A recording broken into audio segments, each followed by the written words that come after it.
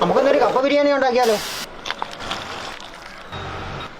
1 kilo എല്ലും 1/2 kilo ഇറച്ചി വേണം എടുത്തിട്ടുള്ളത്. ഇതിലേക്ക് നമുക്ക് ഒരു 200 ഗ്രാം ചുവന്നുള്ളി ഇട്ട് കൊടുക്കും. വെളുത്തുള്ളി ചതച്ചത്, ഇഞ്ചി ചതച്ചത്, 1/4 ടീസ്പൂൺ മഞ്ഞൾപ്പൊടി, 1.5 സ്പൂൺ മുളക് പൊടി, 1.5 സ്പൂൺ മല്ലിപ്പൊടി, 1 ടീസ്പൂൺ ഗരം മസാല, 1 ടീസ്പൂൺ കുരുമുളക് ചതച്ചത്, ഒരു നാരങ്ങയുടെ നീര്, ആവശ്യത്തിനുള്ള ഉപ്പ്. നമുക്ക് ഇതിലേക്ക് 1 ഗ്ലാസ് വെള്ളം കൂടെ ഒഴിച്ചു കൊടുക്കും. നല്ലപോലെ ഇളക്കി കൊടുക്കും. അപ്പോൾ എല്ലാം നല്ലപോലെ മിക്സ് ചെയ്തിട്ടുണ്ട്. നമുക്കിതൊന്ന് അടച്ചു വെച്ച് വേവിക്കാം.